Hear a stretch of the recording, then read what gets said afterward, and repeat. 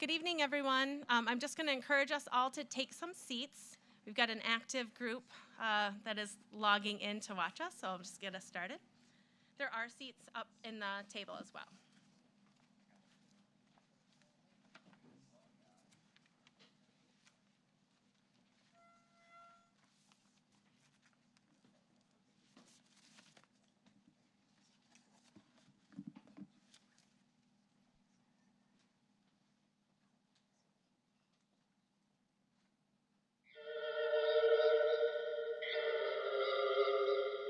We all have something, a passion to pursue, a theory to prove, a difference to make. Together, we are a community united in our chase for a certain feeling, the anticipation of discovery, the breakthrough of the impossible.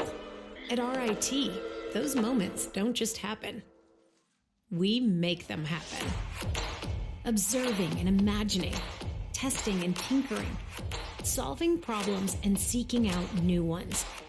We harness creativity to discover meaningful solutions, fueled by innovation, changing ourselves and the world around us. We have the curiosity to seek something more, the vision to see beyond the expected, and the drive to move the world forward. Here, we reside where disciplines collide at the intersection of the exceptional and the unconventional. We are a kaleidoscope of curious minds that achieve, make, improve, perfect. Because at RIT, we're always on to something amazing.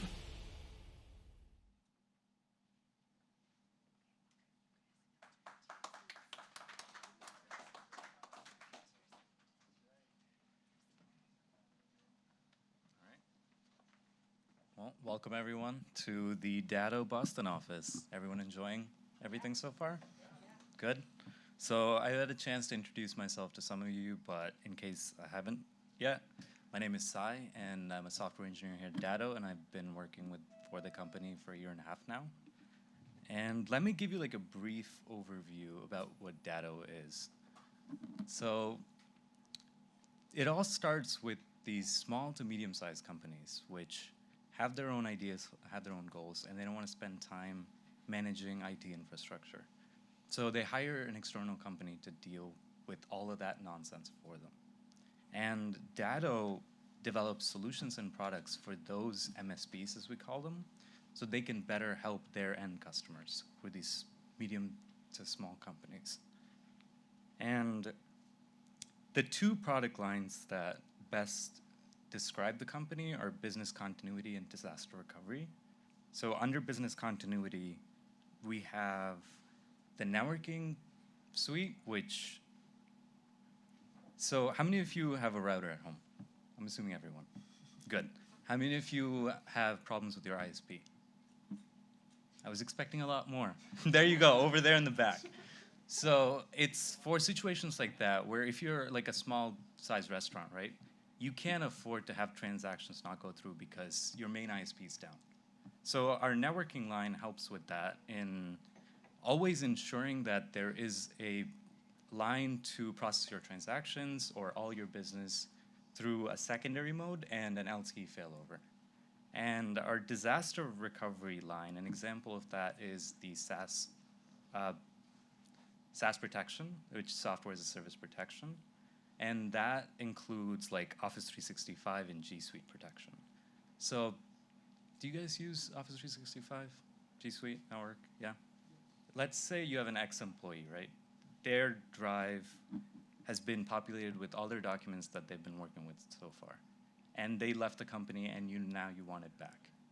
You go to Google or Microsoft and they're gonna be like, we're sorry, we can't do anything. That's where Datto comes in. So we back up all that information so you can restore it at any time. And another example is many of these companies have desktops, laptops, like machines that they operate their business on. And with power surges and other natural disasters, those machines can go down. And when that happens, you want to be up and running as soon as possible. So to encourage that, we have two lines where we either back up directly to the cloud or we offer a Cirrus line. And that's just an example where you can immediately get back running with the VM. So I talk about Datto because this is a fitting location, more than possibly any other, to hold a panel on RIT's role on entrepreneurship. As many of you probably know, this company was founded by the 2009 alumnus Austin McCord, who is our founder. And he had an idea as an RIT student and made it into a billion-dollar company that is this.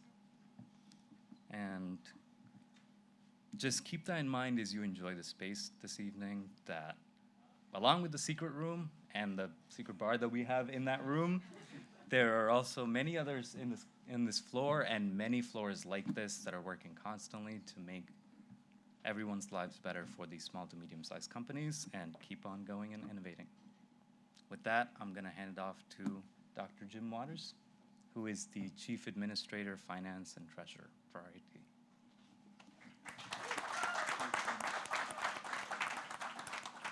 Sai, thank you very kindly, and thank you to the wonderful Datto people for hosting us tonight. It's just wonderful to come into Boston and see all you fine folks. Welcome from the president. He's unfortunately suffering from an Achilles injury. Otherwise, he would be here tonight to greet you. So I have the pleasure to do that. It's an opportunity for me to give you a little bit of an update of what's happening with your university. It's just an amazing story that's taking place in Henrietta and around the world. So let me share a little bit with you. But first, because we are an institution of technology, we encourage you to text in your questions tonight for these fine entrepreneurs to my right. That number is 585-210-0694. 585-210-0694.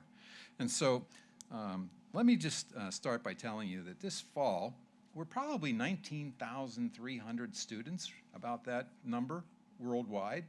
And as you know, we have campuses in Europe. We are in Dubrovnik, Croatia, a garden spot of the world, absolutely gorgeous medieval city. We've been there 22 years now. We're in Zagreb, their capital. We're in Pristina. We're in Dubai. We have a campus in Dubai and have been there since 2007, educating people around the Middle East. And we have operations in China now. We're in a lovely Chinese city by the name of Weihai. More than 2,400 students at RIT are located at those domiciles. We built this global platform, if you will, so that students from all these campuses have a chance to study abroad, continue with their great education, and not lose progression towards graduation. And so now we have students who can hit these various hotspots around the world, get a global education, understand what it means to be a citizen of the world, and still graduate on time. It's just a marvelous place, and I would encourage you, if you ever go to any of those locations, let us know, because we will introduce you to the presidents of those campuses, and they will ensure that you have a wonderful, wonderful tour and experience when you go to those locations. Before we get to the real panel, though, just let me give you a quick update on a few other aspects of RIT as it's taking place. Today I had the pleasure of selling $340 million worth of RIT bonds. We were in the marketplace all day today with pricing calls, selling the bonds. We had a very successful sale of those bonds. About $150 million of the $340 million is new money to fund new projects on the campus. Since Dr. Munson has come to RIT, he has really infused the energy around campus to bring together technology, design, and creativity in ways we haven't conceived it in the past. And so in order to underwrite that vision, we need to build buildings. Every president, upon arrival, builds buildings. I mean, that's just the way it works. And so $150 million today was raised so that we can execute on that strategy. We will be building, over the course of the next 3 years, a new innovative learning center on the campus. It will bring together the creativity that currently is behind a lot of the brick walls of RIT into a transparent, highly integrated, high-tech building that will be situated between the Wallace Library and the Student Union. I was actually with the architects this afternoon. Our architects are right down the street here in Boston. William Rahn Associates. They've done a wonderful job for Stanford, Duke, MIT, Harvard, well-known national firm. They're designing these facilities for us. If you haven't been to the campus recently, you have to come back because every day there is something new and something exciting. The Magic Center, if you haven't been back to see it, it's the fusion of film and animation with the gaming at RIT. You've got music involved, you've got video involved, photography involved.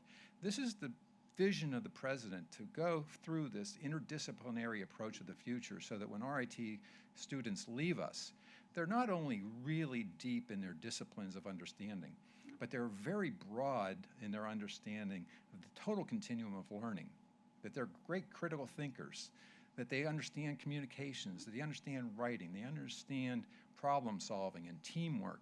They understand what it is to work with people of all kinds of diversities and global citizens of the world. This is the RIT of today. It's an exciting place. Somebody was asking me how long I've been there and what I've been doing for the last 20 years. Well, we have doubled in size in that period of time, and I've built probably 1.2 million square feet of space. If you haven't been to the campus, it has changed dramatically in the last 10 to 15 years, and I would encourage you to come back and see us. We have the luxury of having some GAP students here this year, and they're here with us. You know, we were talking about Austin McCord and the, fact that he developed Dado. You know, what a remarkable young man. At 32 years of age, he bestowed a $50 million gift to the university. $50 million from a 32-year-old who had the insight and the generosity to convey that kind of wealth at that young age. He couldn't have given us the money in any better places. He funded monies towards that Innovation Learning Center. There's going to be a $17 million makerspace inside the complex. He provided $8 million toward a new cybersecurity building that is actually coming out of the ground now. The steel frame is up. It'll be 50,000 square feet of high-tech cybersecurity space that will put RIT among the leading universities in the nation, if not the global footprint, in cybersecurity. We will own the marketplace eventually in that space. I mean, every agency of the federal government comes to recruit our kids now because they are so talented. That's going to continue based on the generosity of Austin and alums just like them. This is a building that will be done August 2020. And so the next time you come, you'll see some new things taking place there. We can't thank him enough for that generosity. It's part of RIT's capital campaign. We're in the process right now of raising $1 billion. That's the new goal, $1 billion. Now, that's not your traditional philanthropic count. A lot of it is research. We're looking at it from a blended perspective because there's a lot of leverage that goes on with dollars raised. But we are probably $640 million along the goal. Unfortunately, our alums counts are relatively low for a university that has the kind of alums that we have, the kind of talent that comes out of RIT. And so if you're at a station in life where you can think about helping the school out, and I'm talking about at any level, but if you're at a station in life where you can give back and help those who need it the most, now's the time to do so. We have just about 10% of alums on an annual basis who write a check for the institution. For the caliber school, we need to improve that. I'm not a development officer. It's not my thing. But I'm just telling you from the chief financial officer's perspective, I'll be here tonight for any of those of you who just, are impassioned now by my speech. I'll be happy to take your check back with me. But seriously, just if you get a chance and you think about it and you can help support the school, it'd be very, very appreciated. This year, out of the operating budget of the institution, we will provide $218 million of financial aid to the students of RIT. About 31% of our students are Pell eligible, which means they are among the most needy students attending higher education in the United States. So the money goes for good causes. Now, as we look to tonight, we're going to have a great conversation. My friends here from my staff and myself, we created this venture fund, the RIT Venture Fund. And admittedly, we're at the bleeding edge of putting money into companies we know have very little likelihood of success because they're so young, they're so energetic, but we know that many of them will fail. I mean, it's just known in the industry when you're at this stage of development, your success rate is going to be fairly small. But we have two here that we're, banking the future on. Not to put any pressure on them, but we got two here that, are going to, I think, build buildings for us. And then we have Rob Frasca in the middle, who is an established, very successful alum of RIT and a mentor to all of us. So Rob you're going to hear from him. He is the co-founder and managing partner at Cosmo Ventures, a venture capital firm here in the area. We are actually looking at deploying monies from the endowment or working capital to put into his new fund. I listened to his articulation of where he's trying to go. He's going to be in the blockchain, fintech areas. Those are very appealing allocations that we would be considering. And so we're probably going to be doing something with Rob in the near future. Kaylee Brott is already one of our proud members of the Venture Fund. We heard her pitch a couple years ago, thought it was an exciting opportunity. Here's a talented young engineer coming out of RIT. You're going to hear about her story and where she is on this journey to success. We put some money behind her. And then Nicholas Lemieux. Nicholas is an intense, compelling story. We are very, very happy to have put monies into his company called Million. We were hoping he'd call it Billion. But, it's a start, so, no pressure, Lemieux. A billion would be nice. But you're going to hear from these guys. So once again, please text us your questions. We've got some softball questions to get them started, but we expect really sharp questions from you in the audience here and those of you online.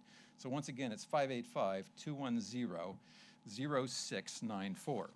So with that, we're going to turn to our folks over here on the podium.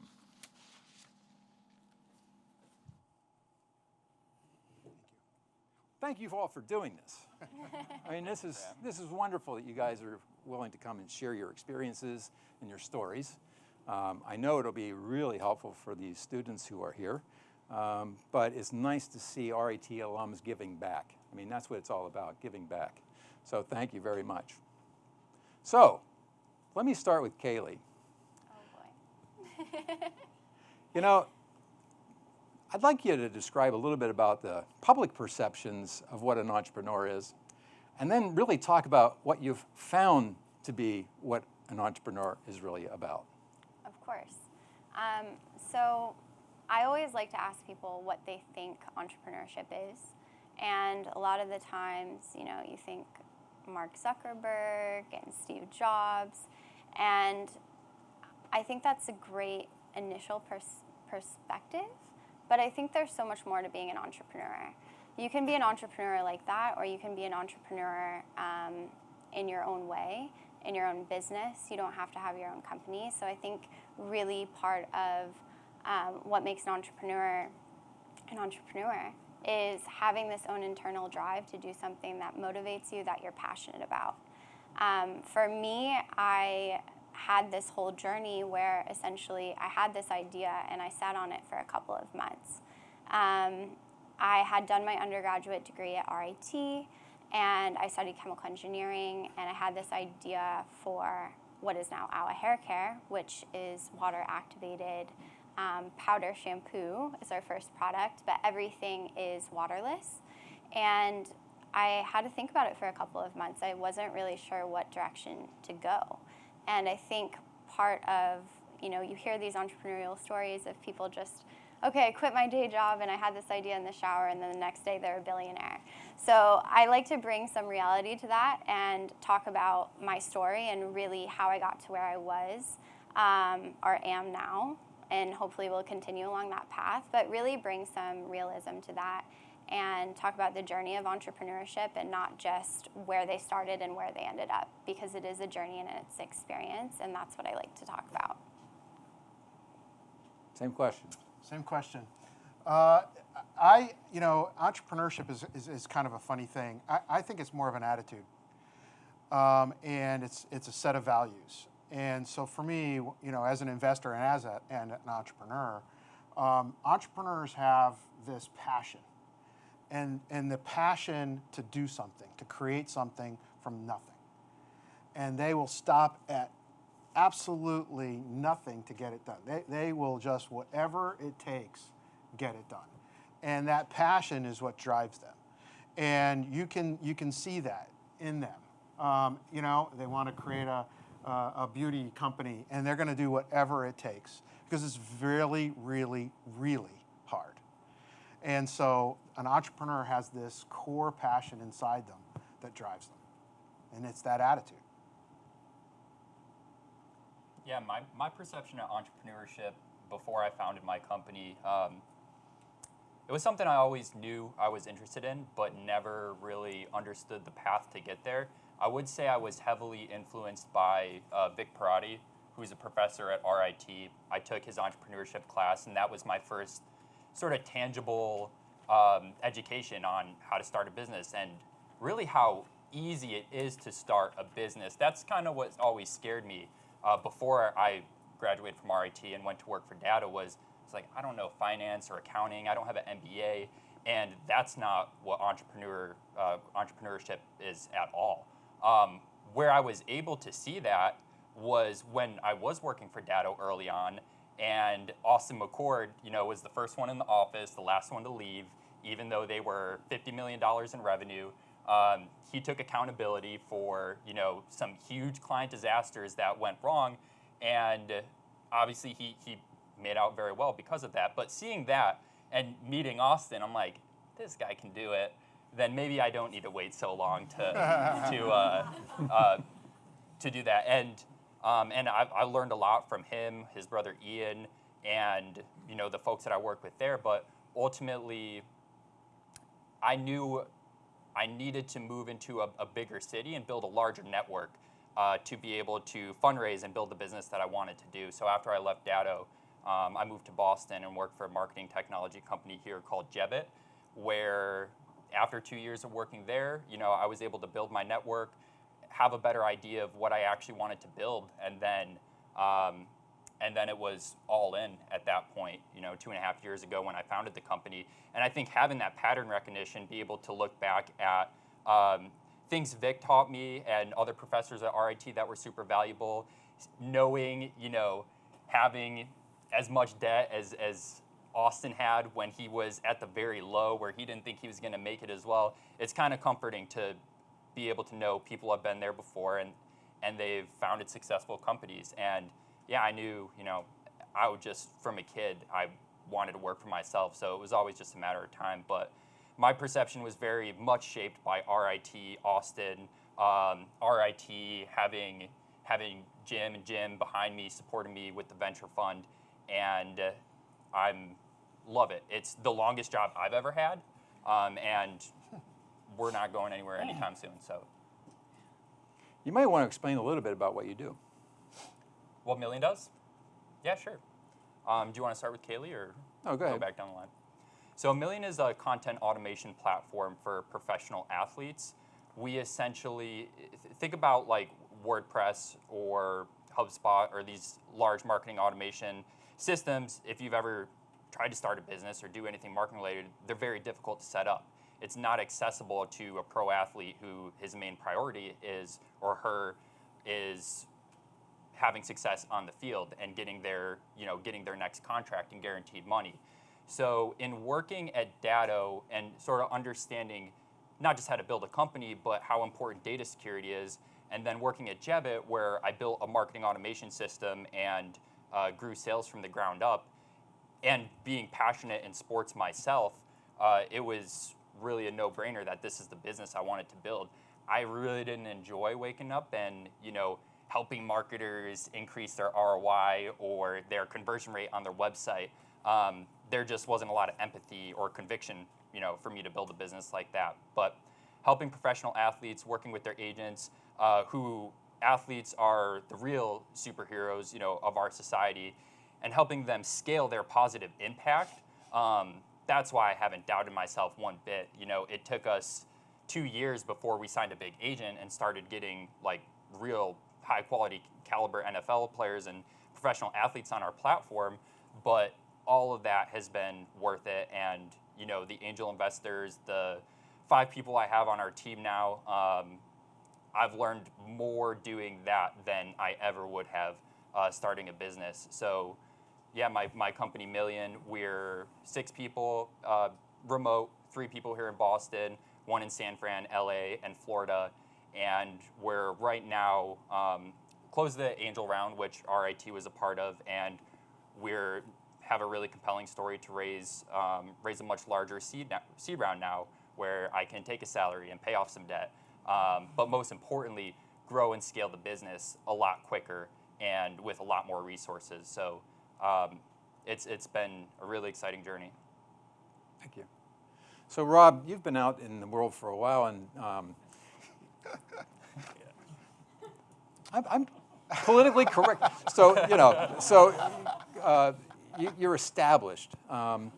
You have, and you've been back to the school. You've seen the ecosystem we've built there as far as the entrepreneurship. I mentioned the venture fund. That's kind of like at the end of the road, but we actually have a lot of on-campus assets helping students who want to build businesses, helping faculty who want to build and commercialize intellectual property they create in their labs. So knowing kind of what's there and knowing how successful you've been and what you've learned, what is, for senior administrators like myself, what is it that we do really well that helps prepare you, that you found valuable with the RIT experience into helping to be a successful entrepreneur? And what do you think we could actually do better that would help prepare folks? Well, one of the things I always say is that as an entrepreneur, right? I've done a bunch of companies and sold them, and now I invest in companies and help them succeed. But I can remember, and I was just talking earlier, I was a mechanical engineering student at RIT. I left and flew jets for the Navy, okay, and flew in the Gulf War. I was never a practicing engineer. And then I went to grad school, got my MBA, and started a bunch of companies and sold them as an entrepreneur. But I can still remember my first day at RIT where the dean of the School of Engineering said to me, look, we're going to teach you how to think like an engineer. We're going to teach you how to solve problems. And you're going to have that toolbox. You're going to have that toolbox. And you're going to be able to rely on that toolbox for the rest of your life. Okay? I didn't design the space shuttle. I didn't, I wasn't a practicing engineer. But what I do know how to do is think. And I know how to solve problems. And building a company is all about solving problems. From, how am I going to pay my bills, to how am I going to hire, to software engineering, all of those kinds of things. You're always solving problems. So I think RIT does that, and it does it extraordinarily well. Now, the other thing that's interesting is that I have an outside perspective, right? Everybody at RIT, you're at RIT, and you don't have that outside perspective. But as a person who's, my first company was 50 people. I sold that when I was, 29 for $15 million. My second company, I sold to a company, 400 people. I hired a lot of people. My third one, a lot of people. And I've always had a soft spot in my heart to hire people from RIT. Why? Because people from RIT have a completely different mentality than the average guy that you're hiring out of a university. And to me, that is a beautiful thing. And I think RIT is almost like the best kept secret, because it's not, it's not out there, which gets me to answer the last part of your question. What can you do more? Get the word out. Because what RIT has as alumni, all of us here, is a really great product. Okay? People who know how to solve problems. And that's huge. Because not everybody that's coming out of different universities think that way. They don't have that passion, they don't have the drive, they don't have the mentality, and they don't have the focus, that entrepreneurial focus. So for me, what can you do better? Get the word out. Get the word out. Because you're doing it right. Kaylee, what do you think? I agree. I think even when I did my undergraduate at RIT and my master's at RIT. And when I was doing my undergraduate at RIT, I never thought I would go through something as challenging as the chemical engineering program ever again in my life. And I did, starting this company. And I don't think I could have been prepared for anything better. Like, I was thrown some really tough problems. We started on quarters, we switched to semesters in the middle of that. And I think every challenge with that, getting co-ops, knowing that you needed those to graduate, it really made you hustle, it really made you work. And then when I had this idea for the company, I had no idea where to go. I didn't know what to do to start it. I immediately was like, well, I could go back to RIT. And I had stayed on the email list. I was getting emails from the Simone Center. I saw what they were doing. If you're not familiar with the Simone Center, it's a Center for Entrepreneurship at RIT. During my undergrad, I wasn't really that familiar with it, but after I had this entrepreneurial idea, I thought, maybe they could teach me something about entrepreneurship, and I'm so glad I went back. I think a lot of people, when they're starting a company, feel like they have to do it on their own. And even if you want to be a solo founder, which I am, I don't have any co-founders, RIT provided a really great support system and guidance. And now they have, like the Tiger Tank Challenge, they have the business model competition, New York State has a competition, all of which AWA has participated in, and really gives you like that little bit of confidence when you're getting started. But another really great thing is that network of entrepreneurs. Like, there is no better person to talk to when you're starting a company than other founders that can completely relate what you're going through. I find the most support in founders, even as we're growing as a company now. Like, founders are your best friend and people you can turn to for advice, and they will know what you're going through without you even having to explain it, which is the best thing. And RIT gave me that platform. I still talk to founders from RIT almost every day. Nicholas? Well, you and Greg know, I brought this up a lot, is having an alumni angel investment syndicate. I think that's one of the biggest differences between RIT and the schools like MIT, Harvard, Stanford that you look at, is whether they were developed within the school or by the alumni independently. All of those big schools who get billions of dollars in, the founders get billions of dollars of VC funding, they all have an alumni syndicate. So if you're a founder from that school, you immediately have access to 100 other founders who are angel investors, other entrepreneurs that you could tap into. And RIT is just starting to build this network with events like this and with the RIT Venture Fund. Whereas these other schools have had it for years. But if you go on Crunchbase and you look up the total amount of funding that RIT founders and graduates have raised, it's over $8 billion. It's insane, and you don't realize that. Guys like Austin, Tristan O'Tierney, who founded Square, who unfortunately passed away recently, when I started to look into it, there was so many people I hadn't met who were part of the network that just weren't accessible because, to your point, Rob, we just hadn't put the word out. And there's not, because Rochester isn't as hot of an investment and venture capital market as Boston and New York and San Francisco, there's not a lot of culture around that to be able to cultivate something like an alumni-based angel of fund. So that's, aside from what I'm building at Million, is a huge priority for me, is connecting founders with each other, connecting founders that you would have never known, like Jake Glodwick, who founded Vimeo and College Humor, who are graduates of RIT, but have kind of disconnected for some of the stereotypical reasons that students do, like, oh, it was too expensive and I didn't learn anything. But that's what, if you meet somebody I meet people who graduated from RIT in Boston all the time, and when I ask, oh, are you going back for the alumni ball, or are you going to, the game versus Bentley, that's a lot of the times the response you get. And I think that, if those students, when they were in, had the opportunity, to really leverage the network of alumni, which they've done a great job now, but I'm talking more from a business and a startup founder standpoint, then I think the attitude changes and we build a culture that's more like MIT and Harvard, where if you're a Harvard grad, you've got 100 people who just graduated that'll write a check no matter what project you're ICOing is. So that's what I believe the biggest opportunity is And something that I feel like I can control and make an impact is creating a network around RIT alumni who can invest in and support graduates and fellow alumni. So tell me, it sounds like you're very, very busy all day long. You got lots of things going on. You wear a lot of hats in the company. How do you continue to innovate inside the environment when you have so many demands on you? When do you find time to just let creative things emerge? Kaylee?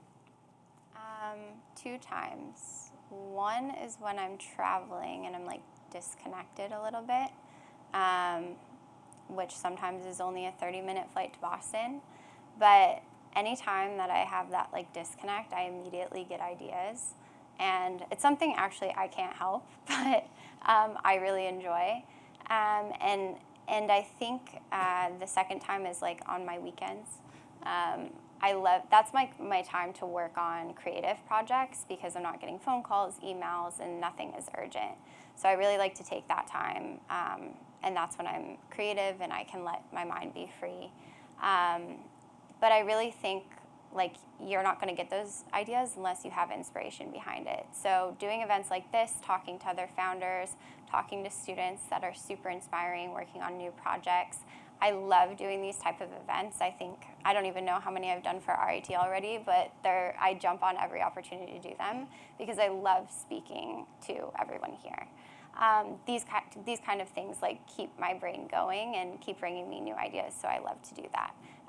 But I think like it's very important to definitely have that innovative piece as a priority.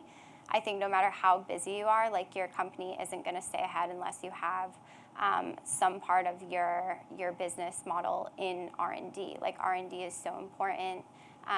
Keeping differentiated, keeping innovating in your company. And I also think it's motivating to employees. So anyone that you have working for you should have some time to be creative because that's what people were made to do. We're not machines. Like I think it's very important to keep that human element and let people create. And I think honestly that's something I got from RIT. Rob, are you the Chief Innovative Officer? Yeah. I to answer your question, so I've learned a lot, going through all the different companies that I've built. And if I could go back and tell myself as a 29-year-old founder what I've learned, a couple of things. And it's a great question, by the way, because it's a really important question. How do you find balance? Right? I'm divorced. I've been through a divorce during this whole thing. I have a son who's out in LA, 24 years old, put him through school, ups and downs, right? With all the successes, you also have a couple of failures thrown in there. I meditate today. And in fact, I give myself permission to disengage because as an entrepreneur, you don't want to let your team down. You got to stay in go, go, go, right? You talked about Austin staying here late at night, working 24 hours a day, 7 days a week, right? Because the general principle of entrepreneurship is it's going to take everything you have, everything, all your money, all your time, all your guts, all your passion, all your energy, everything that you have, it's going to consume. And you can't let it, right? And you have a team, you're going to feel like, oh my God, I can't let my team down. I can't go home. You have to give yourself permission to go home. You have to give yourself permission to disengage. So what do? I go take a walk. I get outside. I get some fresh air. I meditate. I do it twice a day. And it's completely changed how I am today versus that 29-year-old maniac that never slept, that was over-caffeinated, 7 days a week, 24 hours a day. And it's important because that's the only way that you can be creative is to disengage. You have to let all that stuff go away, get your energy back, get your mind back, get your focus back, and then come back. And when you come back, you're going to be that much better. So my advice to any entrepreneur is, and notice how I said this, give yourself permission. You have to give yourself permission. You have to say, you know what, Rob, it's okay. They don't need you right now. You're not at your 100%. Go home. Go take a walk. Go meditate. Go figure it out. Come back, right? And then when you come back, you're that much stronger. It's real important. Well, I think I saw some perspiration break out on our gap year students here as you started to talk about the effort involved. But I think that's very sage advice, very, very important advice. Nicholas, what do you have to add? Yeah, I'll go with the taking care of yourself physically and mentally to the best of your abilities. Like the times I've had the most anxiety have been when I realize I haven't texted my mom back in 2 weeks, and I have all these family members and friends that I haven't got back to, and I'm like, I don't have time for them. I just need to work. And then when I take the 10 minutes to do that, I feel 100 times better. One of our early clients we piloted with was TB12, and in working with that company, Tom Brady's business, I did take up a lot of just how he trains physically, mentally, and applied that to what I do. So I had to stop drinking coffee because I'm already very anxious and high strung as it is. I stopped drinking alcohol. I can only meditate in the shower, but I will shower sometimes 2 times a day, which Allie gets mad because of our water bill and because we don't have any dry towels. But it is the only place where I can go and sit down and clear my mind. And then where I get all my work done is 11 p.m. to 4 a.m., where I like to call it when I enter the second layer and I can do 2 weeks worth of work in one night. Because as a CEO who's a software engineer and a designer background, my days now aren't doing software engineering and design. It's delegating those tasks and answering emails and going to meetings. So when I need to catch up on engineering backlog or I need to review a pull request in GitHub, I can only get that done super late at night. And I still get the amount of sleep I need on average, but I found nights and early mornings when it's quiet, that's when I can get technical and creative work done. And if I'm feeling kind of anxious throughout the day, then I take a shower and meditate. We can get you some shampoo. Yeah, I know. We're definitely going to buy some. You're a very sharing person, You'll Nicholas. be our best customer. I will, yeah. We have some questions coming in, and remember that hotline number. What should I do to help myself, or how can we work together to move my ideas forward? We have somebody who wants to connect and provide maybe some advice to them and help to. Are you guys willing to network to somebody that might have some ideas or provide some initial advice? Yeah. Absolutely. Okay, so I think as an outcome of this, maybe we can provide some contact information to those who are on the portals to look, and maybe we can provide some resources to others who are part of this online experience tonight. We have more than 120 people who are actually online following this. OTT is the new hot thing. I know how to use the acronyms. I have no idea what they mean, just so you know. I just try to make it sound good. But we started a TV production company at the school, and we broadcast all of our own hockey games now. We use some of the channels in Rochester. We have live productions. And now to take and convey those games across the globe to our alums wherever they are, we're moving into this OTT phase. So I'm trying to figure out how to monetize it so that we get some money out of it. That's my interest, but you'll all be able to subscribe and get any hockey game that you want pretty much this season. So thank you very much for your willingness to provide some advice. One of the things I always like to say as an entrepreneur, remember I answered that first question, I said entrepreneurship is an attitude. It's an attitude of passion. Well, passion isn't it's not a dead term. There's actually a lot of facets to passion. And one of the things that, as an entrepreneur, if you have passion, it acts like a gravity field. Did you notice this? When you're passionate about something, people, all of a sudden, they want to be around you. They want to know what you're doing. They want to participate. They want to get involved. It's contagious. It's like it's like a black hole, right?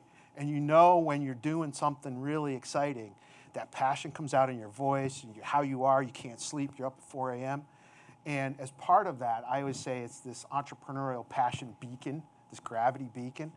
So you can't say no to that because you never know who you're going to meet and how they're going to help you. And you always have to be open-minded to that. So if somebody's out there and they need help, they need advice, they want to know, go ask. Go ask. You know, you can contact me on LinkedIn. I'll be happy to chat with you, right? Because you might be able to help me. I might be able to help you. That's what this is all about. And if you got that passion, you'll get that, it's like a sucking sound. Everything just kind of comes in your way. Money comes your way, people come your way. It's like a magical force of passion, but you got to have it. I couldn't agree with that more, because I've been trying to tangibilize that in like looking at the past year. And the way I put it is literally just what you said. I'm like, I feel like I'm not fighting gravity and that I am the gravity now. And things are starting to work for me because, you know, we all work from home, we work remote, getting out the house, meeting investors, and meeting new clients. We're hiring people very aggressively. And I would say for anybody who's maybe stuck in the idea phase or doesn't know what or how the steps they need to take to build the business, ideas are just ideas, and really you need to build. And if you're not an engineer, you need to be able to sell so well that, you know, you can sell your vision and your business and what you want to build without having wrote a line of code.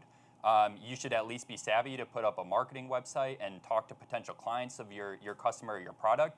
But it's so competitive, especially here in Boston when I'm fundraising against, you know, I used to have AI in our company name, but with being in Boston, when the company in pitching that VC before me is 4 MIT PhDs who've studied machine learning, I can't really say we're an AI business. So my point is, you either need to be able to build or you need to be able to sell, but nobody likes idea people. This market is way too competitive for, you know, to just have an idea and tell it to other people and try to have them sign an NDA for just an idea you have that, you know, you haven't even started the business or build a marketing website. So I would say, yeah, build yesterday. Or if you're not a builder or engineer, then, you know, sell your product, talk to potential customers. And do your research. Exactly, yeah. Have any of the entrepreneurs on the panel dealt with imposter syndrome in going down their chosen route? And if so, any advice to others? What's imposter syndrome? I'm not smart enough to know. I was hoping that you guys might. Imposter syndrome is where you don't believe that you're qualified to do what you're doing. Oh. And I would say I had this the day before I started working at Datto, and I never felt that way again, because I was like, when I saw what I had to do at Datto for that week, I'm like, this is as much work as I would do in like a whole semester at RIT. And you know, for a second, I second guessed myself. I'm like, can I do this? Is this possible? Will I, you know, after the first week, I got through stuff and I was worried, like, I don't have enough stuff to do here. So I've always kind of had the opposite, where I think in my head, I'm way more qualified than I actually am. And that's kind of a good thing to have. And beating imposter syndrome really comes down to looking at your production output over that day, over that week. What did you do? You know, did you move the bar in any capacity? And I think, you know, if you really have 100% conviction in what you're doing, you're not gonna have time to be in the meta thinking about how, you know, you are. And whenever I felt like that with Million, the only thing that would make me feel better is, you know, doing work, getting something done, whether it's something just very simple, just, you know, get back to work, and then I'm back to the, you know, my equilibrium is restored, we'll say. I would say no fear. Fear has no place in anything you do. Get rid of it. You don't need it. Just get rid of the fear. No fear. Just it's hard to do, right? That's why you meditate.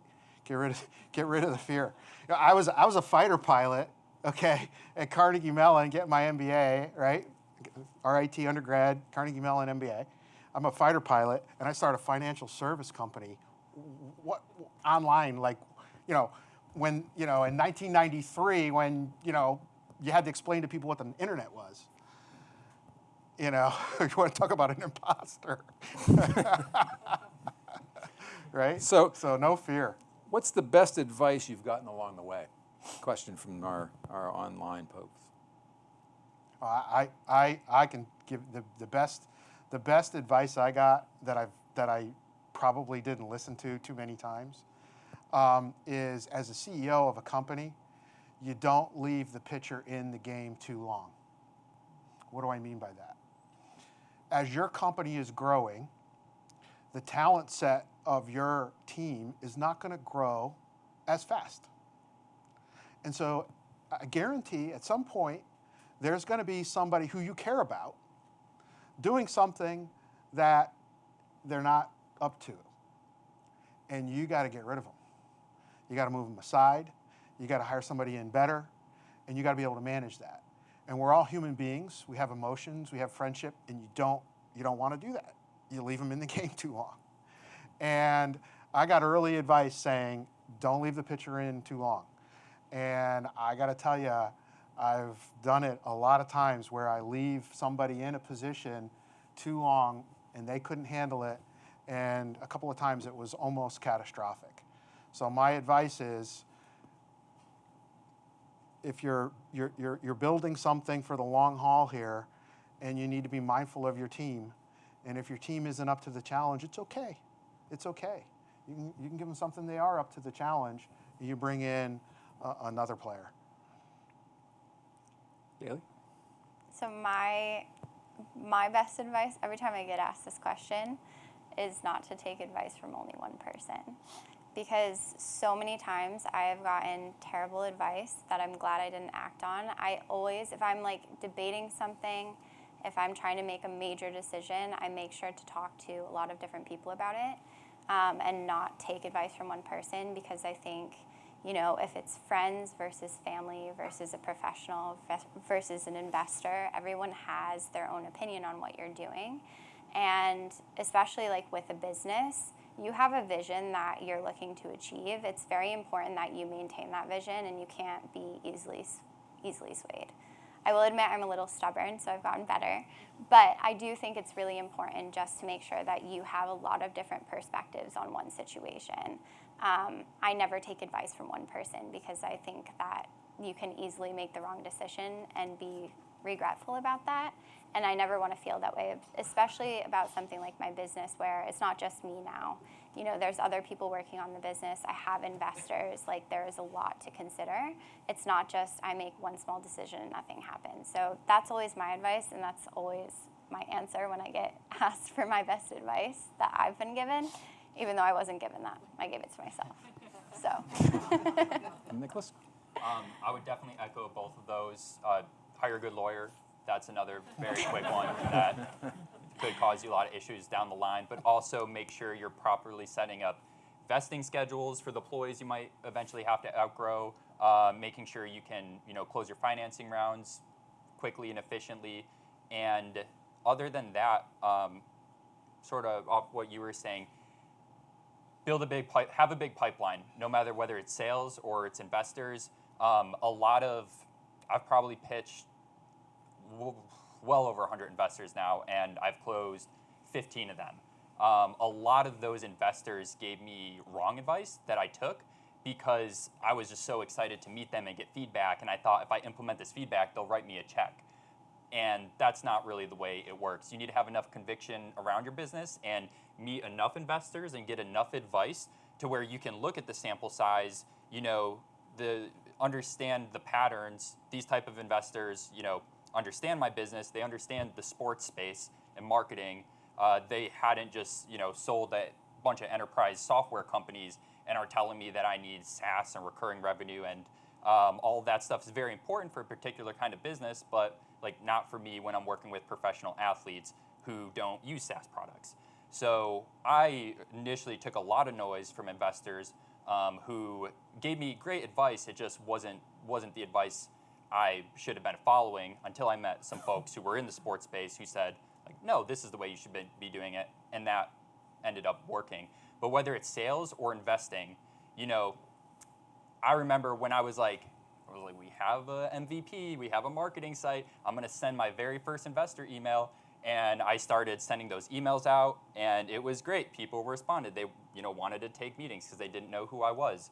And what I learned just throughout this whole process is you need to have and always be growing your pipeline so that when you do go to fundraise, you can look at a spreadsheet of 100 people and say, who are the most qualified people to help me with what I need to accomplish? And it's the same with the sales. Your sales pipeline always needs to be growing no matter what you're selling. And you need to be, because once you have a large pipeline, you can be more strategic about how you convert those potential sales prospects down the funnel. But if you go and try to A/B test something with only 5 clients that you're selling, you may make an assumption that's wrong. So having a big sample size, whether you're hiring employees, fundraising, or trying to close sales, is super, super important. I always like to say, if you want money, ask for advice. And if you want advice, ask for money. Well, this is a good time for me to just remind you, the RIT Venture Fund, we are available to any of you who are in, a startup mode, that you've started to generate a little revenue, but you need some help. We're there for you. We're not there to try to give you advice and tell you what to do differently. That's not our role. Our role is to understand your conviction, understand the rationale of what you're doing, to evaluate whether we think it's the market space that makes sense to us, whether it's scalable enough to be other than a lifestyle company. I mean, we make those kinds of judgments, but we're not trying to tell you how you do your business. We don't profess to know all those kinds of things. We're here to actually just help alums on their journey to success. And so if you're out there and you're listening to this and you've got a business going and you need some help, please reach out and contact us. We talk to alums all over the world. We're not geographically fenced to Rochester, and so we'd love to hear from you. And there is a question here about scaling the business. When do you know about scaling the business, and what's the key to understanding the right process for scaling business, as the question goes? Well, when a business starts scaling, it's a beautiful thing because it just kind of happens. Everything starts kind of, gelling. Everything starts moving. And, I always like to say it's kind of a stamp and repeat. So, the first phase of building a business is really about product validation, right? It's really about, customer fit. It's really climbing into the customer's head and really understanding, do I have something? Look, at the end of the day, you're building a business. Building a business means you're selling something, which means somebody's paying for it, okay? They're not getting it for free, they're paying for it. And so the sooner you can get to a point where you have validation that somebody will actually pay for something you built, that's a great thing. That's step one. Now that you've proven that you've got a customer that can actually wants to buy what you have at the price, okay, that you want, all right? I can sell you a Ferrari for $5, okay? And you're gonna be like, yeah, baby, okay? So, at the price is important. So the second phase is that once you get that, then you gotta figure out how to stamp and repeat. And that's an entirely different dynamic. Once you figure out how to stamp and repeat, that's when you know you got scale, or you're gonna be able to scale. And generally at that point in time, I've been there twice, thank God. And when you're at that time, that's usually where you're getting that pitcher question, keeping the guy in the game too long, because the whole talent makeup is different. It's a different kind of mentality. It's a different VP of sales. It's just a totally different group.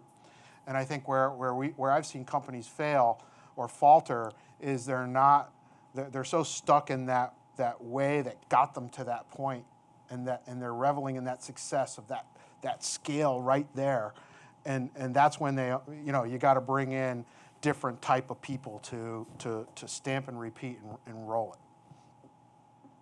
And it's an interesting time.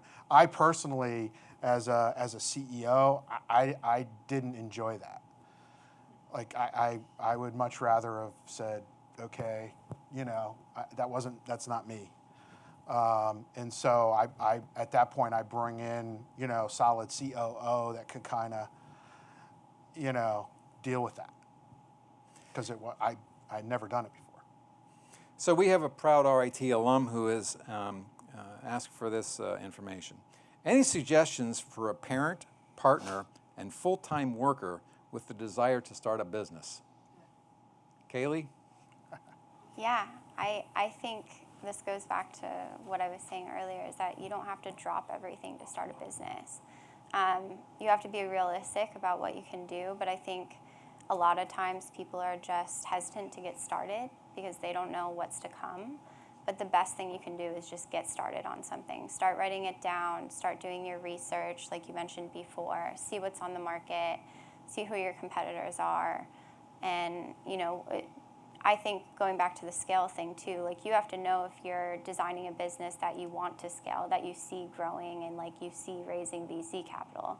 Because if you're pitching at that level, you have to know that your mindset is, I'm going to scale this thing and I'm going to grow it. If you're looking to start like your own shop in the neighborhood, like that's a different mindset, and that's okay too.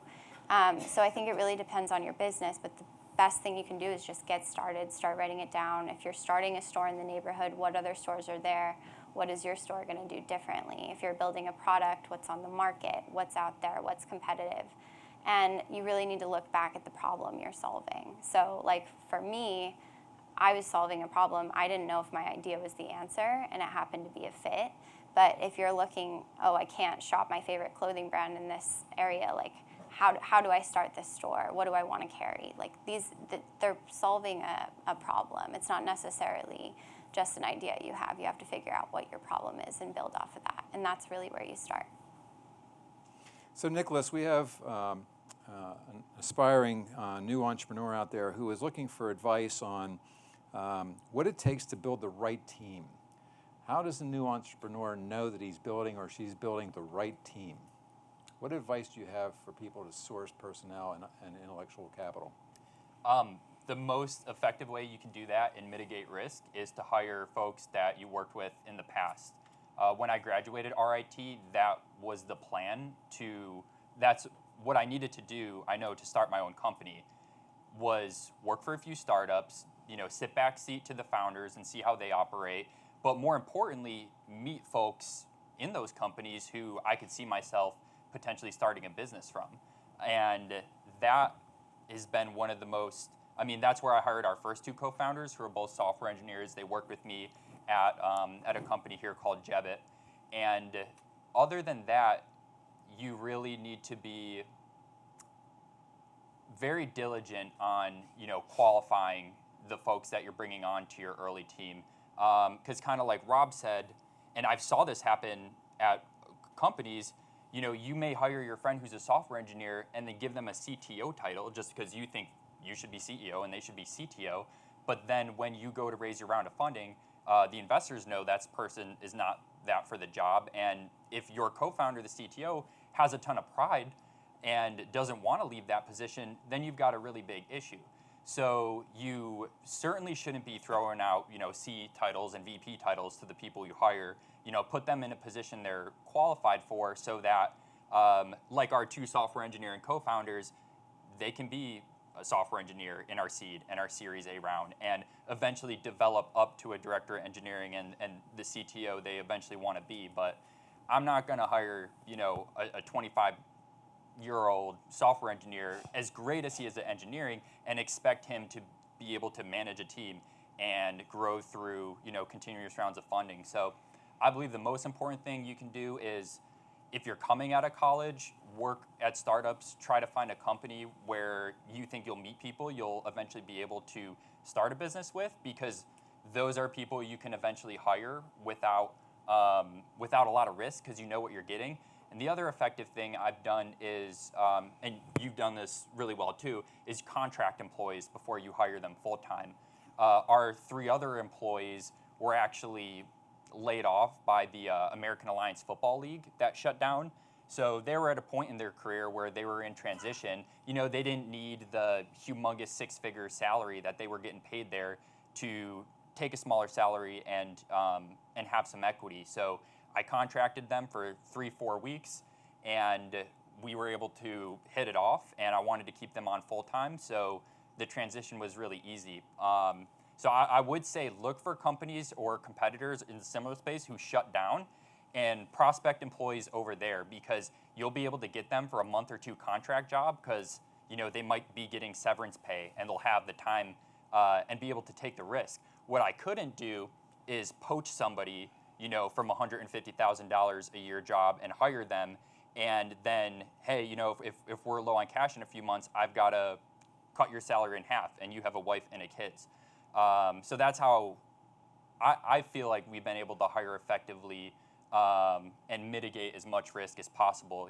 People in your network previously, and anytime you have the opportunity to contract employees before you hire them full time.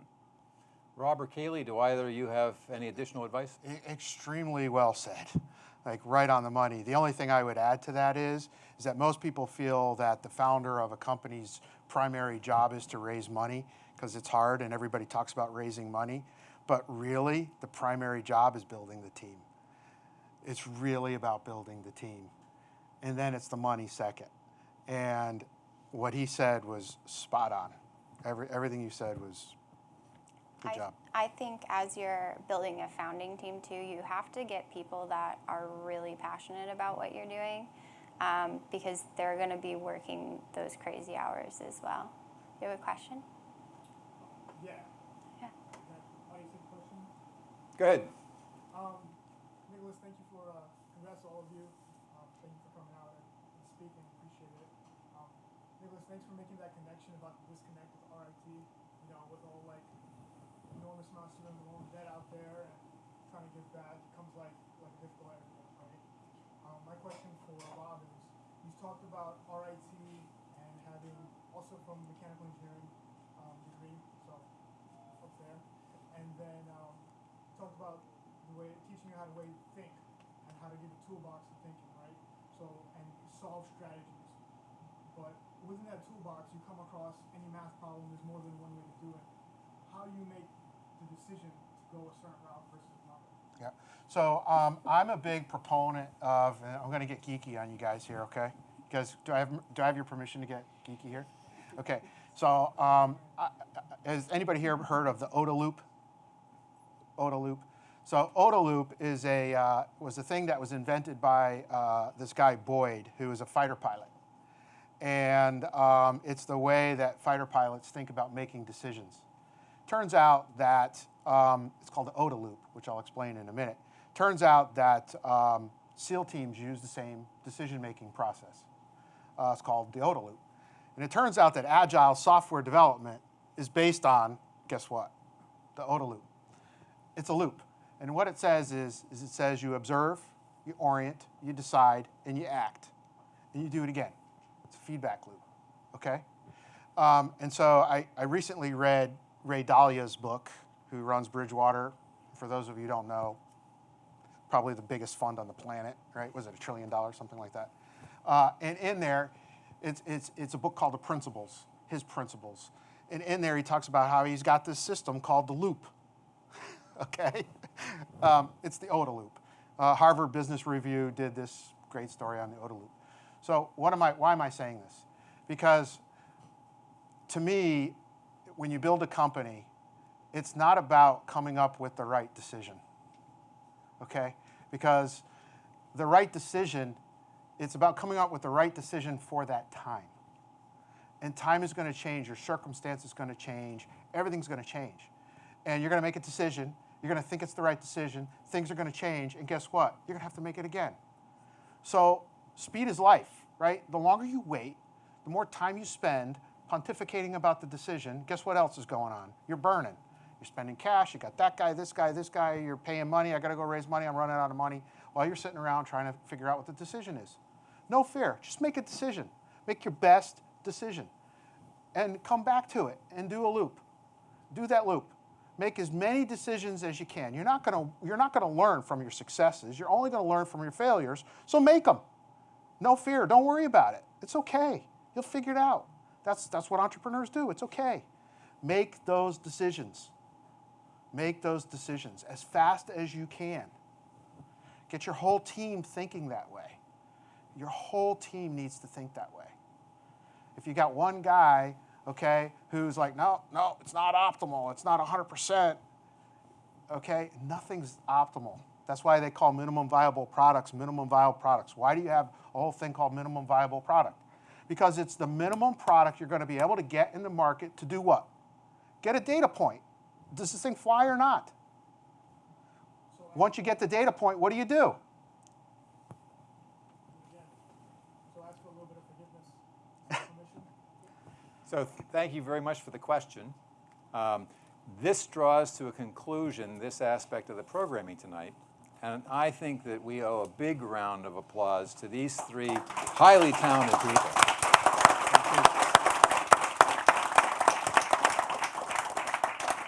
You guys were just fabulous. You were absolutely fabulous. We got to take them on the road. We just, every city out there, we got to take you on the road. But thank you all very much for coming tonight. Thank you on the line for being participants with us. Remember RIT fondly. Please come and see us. We're going to be here for a while. There's still some fun to be had. Please network. Please get to say hello to everybody. Get a chance to interact with our folks up here with any follow-on questions. And thank you all very much for coming tonight. Thank you so much. You did a fabulous job. Thank you. Thank you.